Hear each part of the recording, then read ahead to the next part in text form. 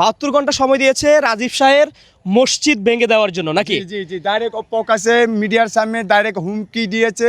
আরেকদিন ও হুমকি দিয়েছে ওই ক্যাম্পে নিয়ে যাবে, আনসার ক্যাম্পে নিয়ে রাত 2টা বাজে নিয়ে আমার হাতে চুরি পরে ইচ্ছা মারধর করে সকালে মিডিয়া ডেকে টেবিলে মাল সামানো সাজা দিয়ে বলবে এই মাল নাকি আমার কাছে পাওয়া গেছে রিকভারি সহ, এটা আমি আসামি, আমি নাকি মসজিদ নিয়ে নাকি এটা নিয়ে একটা ধান্দাবাজি একটা ছদ্মবেশ ধরে আছে।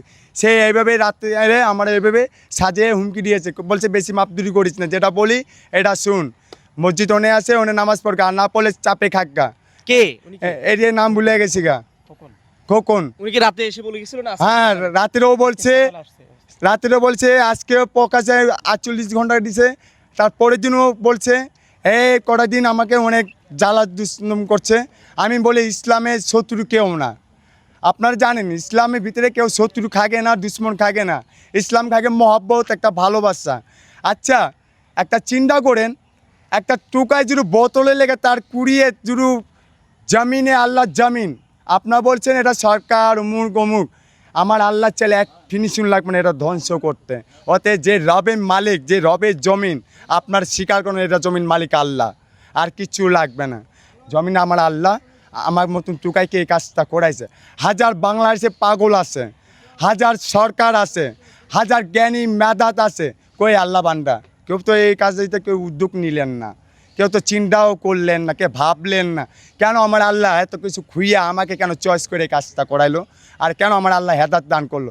এটা নাকি ভাই মূল একটা কথা বলি, এটা কখনো কেউ চায় না আমাদের পথে মানুষ ভালো লেভেলে চলুক, এটা কখনো চায় না আমরাও ভালো ভাষা নিয়ে ইসলাম শহীদ দুয়া কালাম শিখি, এটা কখনো চায় না। এটা চাই কিনা আমাকে ভবিষ্যৎ ওই পথের মতন অন্ধকারে ডুবে থাকি, আর এটা চাই কিনা ওই পথে মানুষকে দিয়ে মেরে উজ্জ্বল করতে।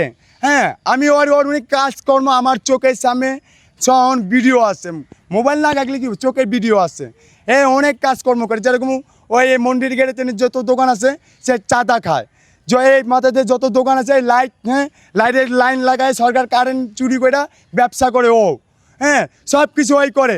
ওর যদি ভিডিওতে খাড়াইলে এটা কি ভালো, ওর ভালো, ওই যেটা করছে ওটা ভালো, আর আমি যেটা করছি এটা অপরাধ ভাই। এই ভাই মসজিদের লেগে আল্লাহ লেগে, আমি তো তোমার কারেন্টও চুরি করি নাই, তোমার কোনো কিছু চুরি করি নাই, জমিন তুমি মালিকও না, কিছুই না।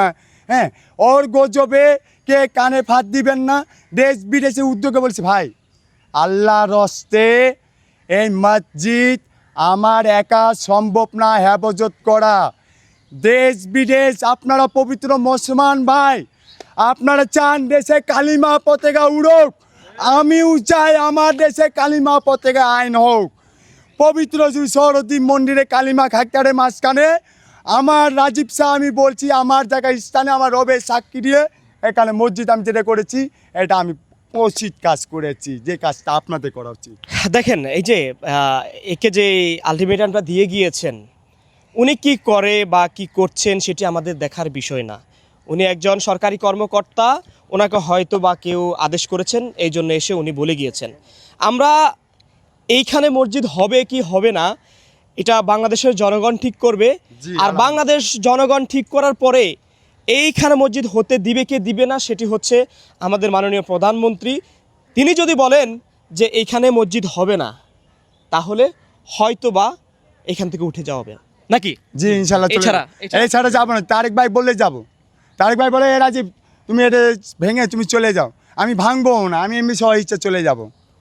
দেখেন এই যে মানে কে কি বলছে না বলছে, আপনারা তো ইতিমধ্যেই সোশ্যাল মিডিয়ায় এই ভিডিওটা দেখছেন, এই মসজিদের ভিডিওটা দেখছেন, আপনারা কমেন্টস বক্সগুলো চেক করবেন, প্রত্যেকটা কমেন্ট যে এখানে একটা মসজিদ হওয়া দরকার, রেসকোর্স ময়দানের পাশে একটা মসজিদ দরকার, কারণ প্রত্যেকটা মানুষ এখানে ঘুরতে আসে, উক্তিয়া নামাজ যেন সেখানে আদায় করতে পারে। এই জন্য সবাই চাচ্ছে মন দিয়ে যে এখানে মসজিদটা হোক, এবং তারা এটাও বলছে যাতে সরকার যদি পারমিশন দেয় এখানে যাবতীয় যা লাগবে দেশ এবং প্রবাসের প্রত্যেকটা মানুষ গ্রহণ করবে। সবাই পারমিশনের আশায় বসে আছে। এখন আমি আপনাদেরকে বলবো, যিনি এখানে আলটিমেটাম দিয়ে গিয়েছেন উনি কিভাবে দিয়েছেন, কি করছে না করছে সেটি আমাদের দেখার বিষয় নয়।